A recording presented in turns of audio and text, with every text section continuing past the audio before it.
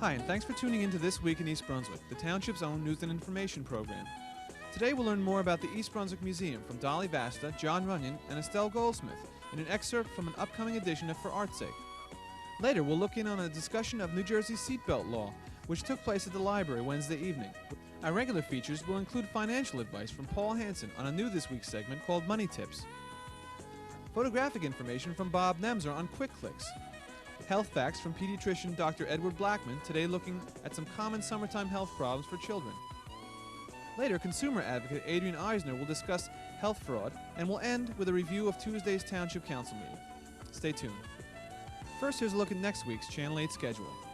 Monday at 10 a.m., it's Look Great, Feel Great with Lenore Kulik and a look at home fitness equipment with Andrew Holtzman from Fitness Force in Princeton.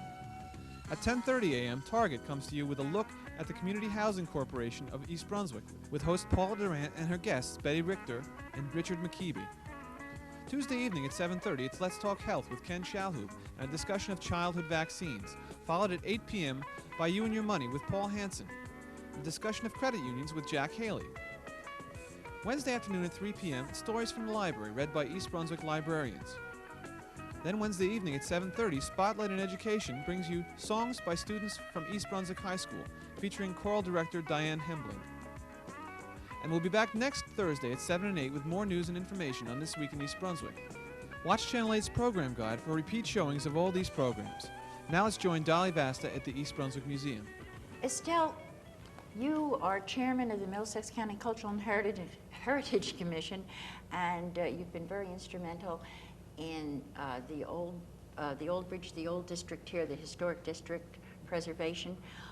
You've also a guiding light with the museum. What made you pick this particular building? Now, it was an old church.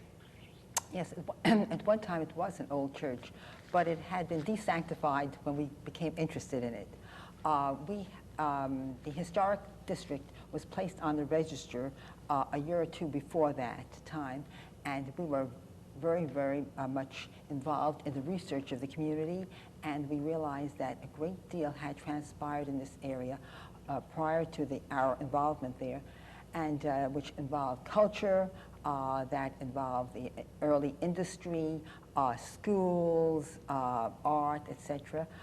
And we felt that there was so much that we wanted to share with the community, with other people living in the area of Old Middlesex County, and that they would find it worthwhile. And what better place to bring them than into the district itself. Therefore, the district would become a little more widely known, and a museum within the district would add another dimension to our community. When we realized that this had potential, we looked at it with different eyes, and we asked our mayor that time what she thought of the possibilities. That was Mayor Jean Walling, and she was very far-sighted and interested in history as well as we were, and she thought that had also great possibilities, and we pursued it from that point on. It's a beautiful setting. In fact, this whole area is a beautifully historic section to visit. Yeah, it's grown, it's changed. I think, you know, the township, through the preservation efforts, through the work here, the restoration of this museum facility with state and federal funds, the new park setting that has been built here for the museum in the last few months, the major investment that people have made in their own properties and that have been made on Main Street, the area has always been charming, but it gets to be nicer and nicer every day. It really does. You know what I think is absolutely fascinating, too, is the fact that the East Brunswick Museum is listed with this gorgeous picture on the Travel and Tourist Bureau brochure that they've sent out. Yes, we're very proud of it, and we're especially proud of it since it makes us more visible as a state museum, one of the private state museums, rather than a purely local museum. Local museum, yes. right. We have greater visibility, and we are very, very pleased that people will come to visit us during this year, which probably will be highlighted because of the Statue of Liberty celebration, and all of New Jersey will be. But we're looking forward to getting a good portion of the visitors coming down to East Brunswick, and especially to our museum, and we welcome them. I know you do. You always have a great feeling when you walk in here of hospitality, too. It's a very warm place. I always thought the buildings have vibrations or feelings about them. It's a very positive place, the museum. It really is. I've always felt good when I was here. You know, the two of you have been so involved in the arts. Estelle, you've been involved in the arts for years. I don't mean it to make you sound like you've been going forever. I'm sorry about that. But I meant you have done so much in the arts field. And John, when you were administrator, you were very concerned with the arts and arts programming, not just locally, but all over. What are the plans for the future? How do you feel about the future with the arts and the museum and the whole thing? I'll start out, and Estelle can give us a bigger picture because she is chairman of the County Arts Commission. Okay. But the museum, for instance, has a tremendous future. The arts is a broad thing, and there's lots of exciting things happening in East Brunswick. But the museum, I think, has a really outstanding future ahead for it. We are beginning the work on the establishment of an archive for local and regional history of the state of New Jersey, and the core of that, of course, will be Governor Harold Hoffman's papers, plus the papers of Gene Walling and other local folks that have been given to us, and that's going to be in the DeVoe Library facility, which was the original East Brunswick Museum, and a library, which began here in the village. And hopefully next door to that, we're going to build back the former post office that used to be there. The architect's designs have been done, and we'd like to get a postal substation there, and so we can sell stamps and deliver mail from there, but also then have a gift shop for the village and for the museum in that facility. We're going to get under major renovations here and expand the scope of our storage and display ability here at the museum. So we have an awful lot at the museum ahead of us that's going to require a lot of energy on work on everybody's part. But I think the museum and the strength here is only really indicative of the commitment that the community of East Brunswick has had through its local government and with the residents of the community for the arts, Playhouse 22 and the construction of that, and the completion of that, the Arts Commission work generally, the video program. These fellows are taping us at this very moment as a part of the arts, and we have that. They have a marvelous facility. That's some of the things that comes to mind for me. I know Estelle is involved in even more exciting things here in the community and regionally as chairman of the Middlesex County Cultural Heritage Commission. Estelle, what do you see as chairman of the Middlesex County Cultural and Heritage Commission ahead for the arts?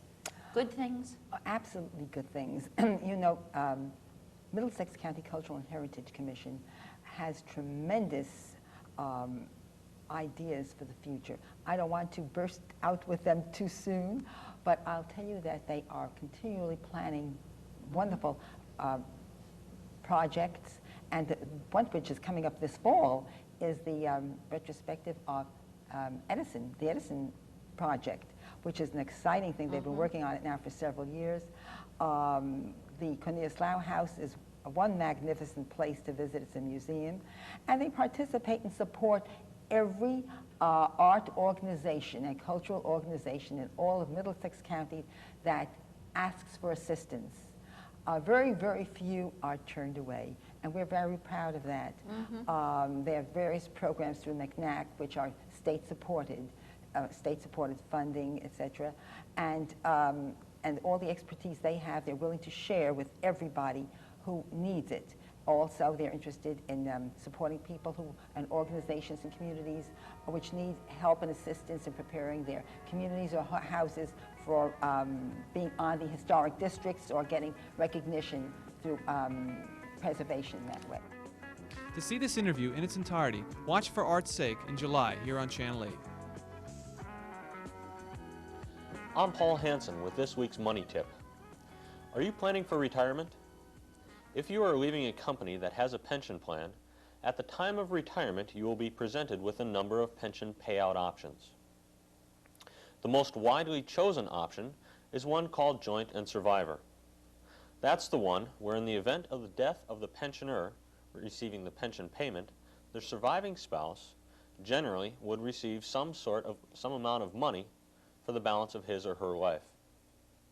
To give that benefit to the surviving spouse, however, the pensioner would have had to take a reduction in monthly pension payments.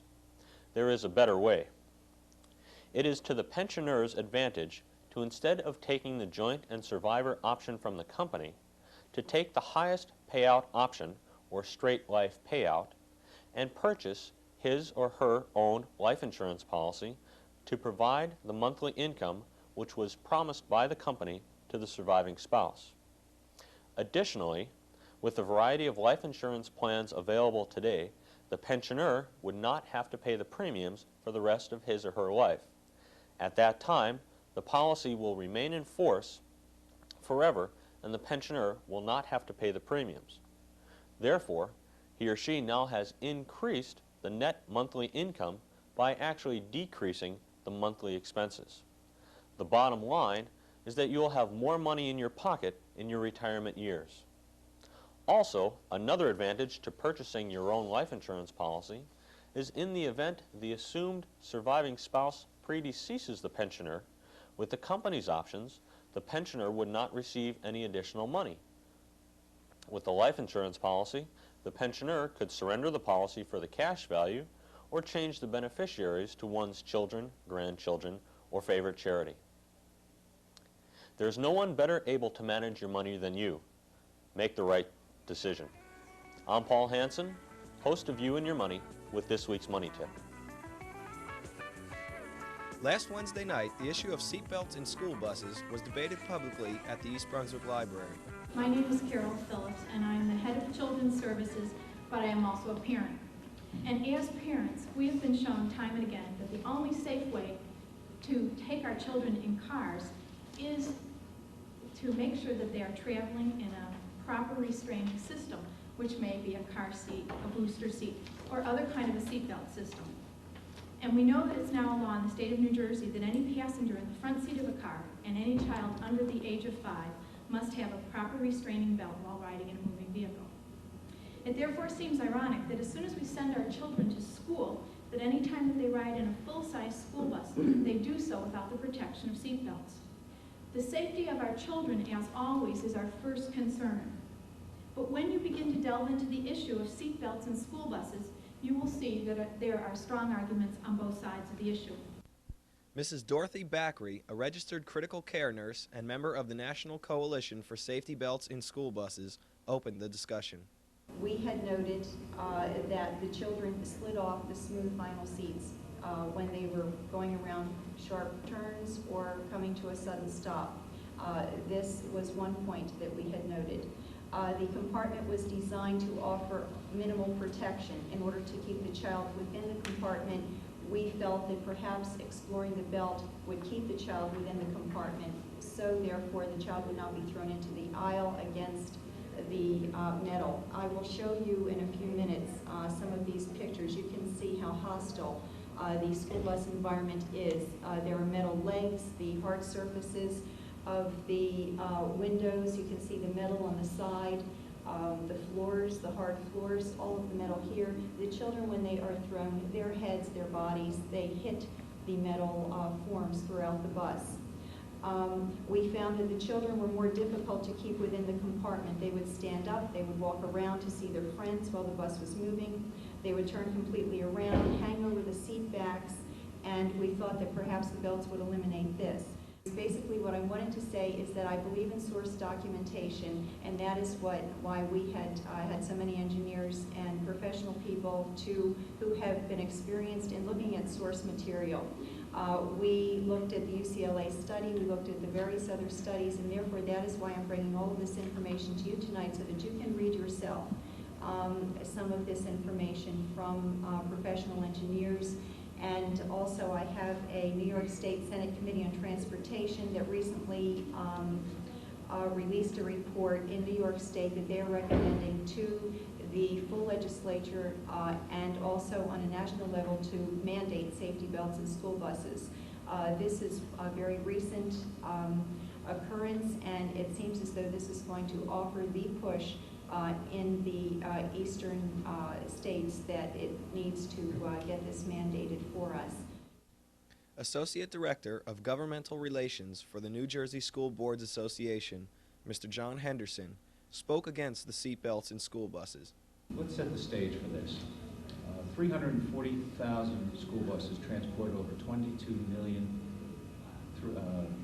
children, 3.4 billion miles last year. These numbers that are so big you can't possibly, who can imagine what 3.4 billion miles looks like?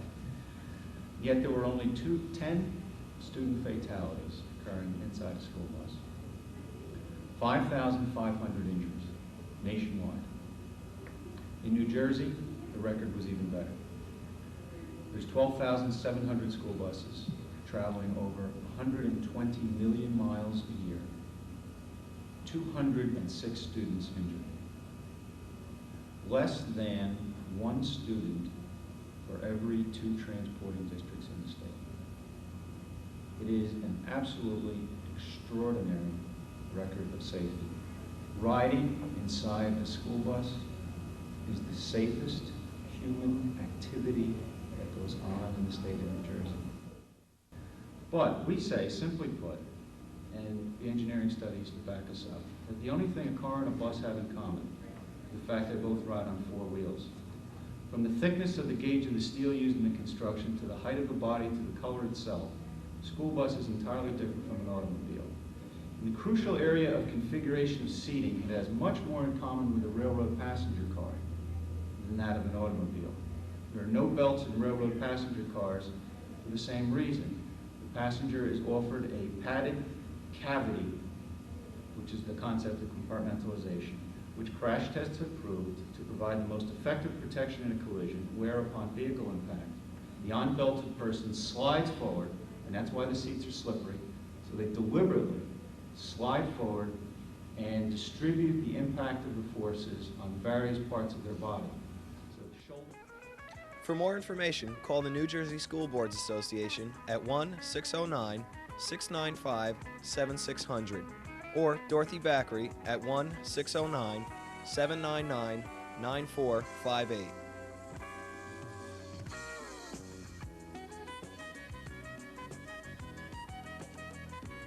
Hello, I'm Dr. Edward Blackman, and this is Health Facts. Soon we'll all hear the call, everyone into the pool. Summer and warm weather will soon be upon us, and swimming is almost everyone's favorite summer pastime. However, some of us, mostly children, will have our fun interrupted by a painful condition known as swimmer's ear, or otitis externa. This is an infection and swelling in the skin of the ear canal. In summer, conditions of increased humidity and temperature, with water and foreign bacteria left in the ear canal after swimming and diving without proper drying afterwards, results in a rapid growth of germs which then inflame and infect the skin of the ear canal.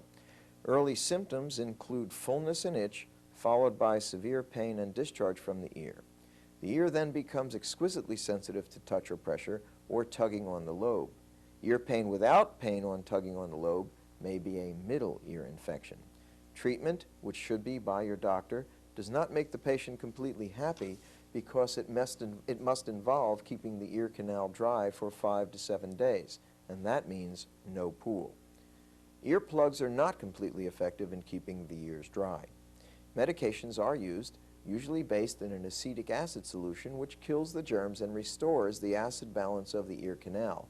These preparations are in the form of ear drops and may contain several antibiotics, acetic acid, and cortisone to reduce the swelling. The drops are used 3 to 4 times daily for 5 to 7 days. A better solution to this problem, however, is preventing this painful and unwanted condition.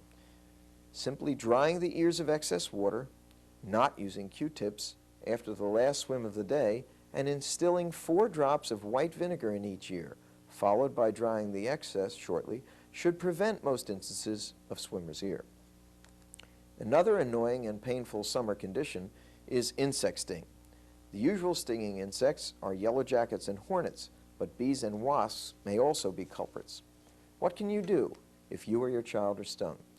First, assuming that there is no severe allergic reaction, make a loose paste of Adolph's meat tenderizer in water and apply it to the sting for 15 or 20 minutes.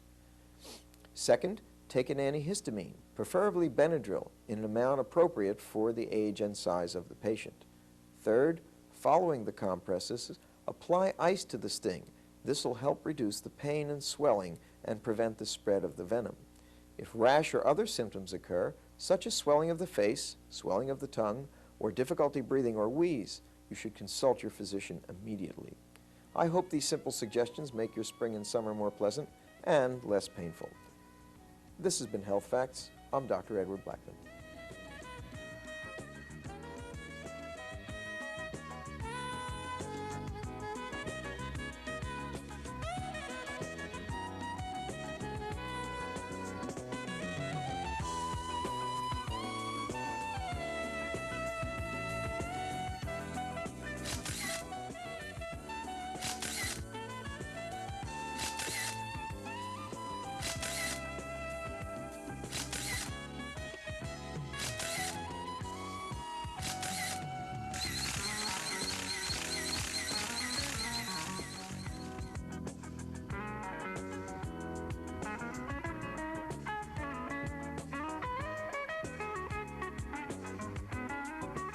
Hi, I'm Bob Nemser. Welcome to Quick Clicks Tribute to Memorial Day. Memorial Day will always be very special to me, and it will always be on the 30th of May, because that's when my birthday is. When I was a young boy living in Brooklyn, my back windows faced a large street called Eastern Parkway. And every morning, in the morning about 7 o'clock on Memorial Day, the drums would start to roll and the trumpets would sound and the parade would begin. And until I was about 8 years old, I always thought the parade was for me and for my birthday. But today, while we're giving our tribute to Memorial Day, let's also try to discuss a little bit about how to take pictures of a parade.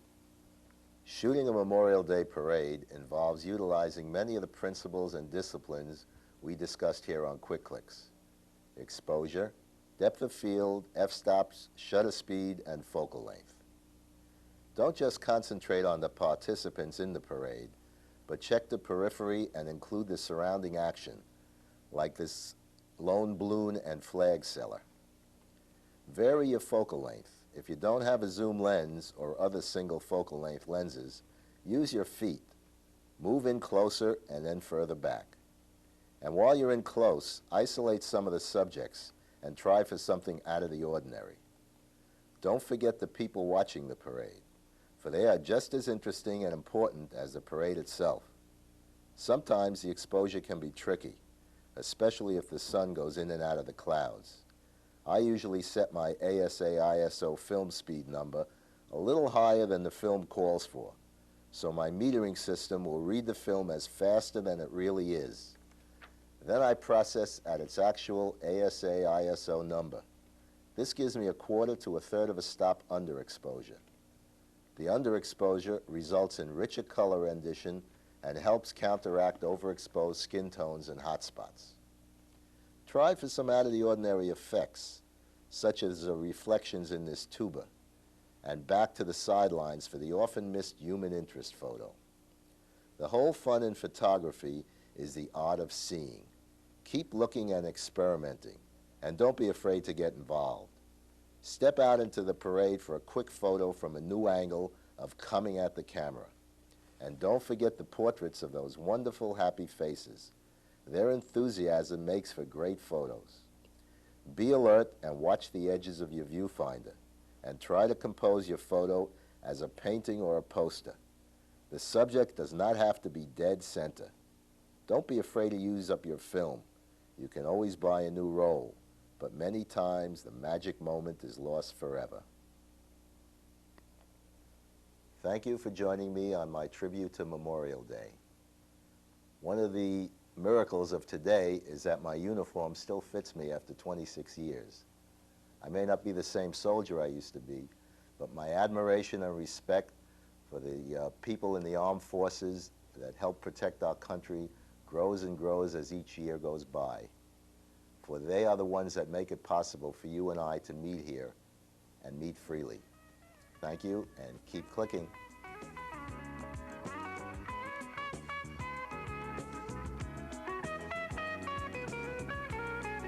Hello, and welcome to Consumer Aware. I'm Adrienne Eisner, Director of the East Brunswick Consumer Affairs Office. Although health care may well be the #1 interest in the country today, health fraud has also become a major cause for concern. Billions of consumer dollars are wasted on useless remedies and devices. Even worse, consumers with medical problems may waste valuable time before getting the proper treatment. That delay may do serious harm and endanger lives.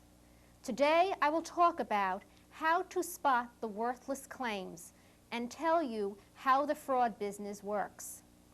Being well informed enables you to spot health fraud. Learn to recognize worthless products by the typical phrases often used to promote them. Ask yourself these questions. Does the ad promise a quick and easy cure? Is the product advertised as effective for a wide range of ailments or for undiagnosed pain? Does the promoter use keywords such as miraculous, exclusive, secret or ancient? Is the product advertised as available from only one source, requiring payment in advance? Does the promoter use undocumented case histories that sound too good to be true? In addition, don't rely on promises of money-back guarantees. Be aware that many fly-by-night operators will never be there to respond to your refund request. Why do health fraud schemes work? Because it is a business that sells false hope. It preys on persons who are victims of diseases that have no complete medical cures. While legitimate science is continually advancing, unscrupulous promoters are quick to market useless concoctions as medical breakthroughs. For example, fraudulent promoters have taken advantage of the fitness movement by selling a variety of useless weight loss products, such as special weight-reducing garments. If you want to lose weight, you must lower your caloric intake or increase your caloric use by exercise. Claims that you can eat all you want and lose weight effortlessly are just not true. If you have arthritis and are searching for a cure, you should know that arthritis is a serious condition that should be treated by a doctor. Miracle cures such as copper bracelets and self-prescribed over-the-counter pain-relieving products cannot take the place of appropriate medical advice and treatment. If you are bald or your hair is thinning, you may be a target for health fraud. You should know that no over-the-counter cream, lotion, or device can prevent baldness, induce new hair to grow, or cause hair to become thicker. For a proper diagnosis of the cause of baldness and to discuss possible treatment, you should see your doctor. If you have any other questions about health fraud or any other consumer problems, please make sure to contact us at the East Brunswick Consumer Affairs Office. We're in the office Monday through Friday from 9 a.m. until 5 p.m. Call us at 390-6954. Thank you for joining me on Consumer Aware. See you again next week. At this week's Township Council meeting, Middlesex County Health Inspector Laszlo Szabo addressed the council. Szabo reported that 1/3 of all the garbage dumped in New Jersey is dumped here in East Brunswick at the Edgeboro landfill site. At present, 1,200 to 1,500 trucks dump each day at the landfill, said Szabo. The problem facing the council last Tuesday evening originated from several odor complaints received from township residents living in the Pine Ridge area of East Brunswick. According to state regulations, a 6-inch layer of soil must be placed over the new garbage that arrives each day at the landfill. Numerous violations of this state regulation have been linked to the odor problem. When the landfill fails to cover the new garbage, they are issued fines. After a long discussion, the council decided to investigate stronger actions that could be taken to curb such violations in an effort to bring the landfill operators to compliance with state regulations.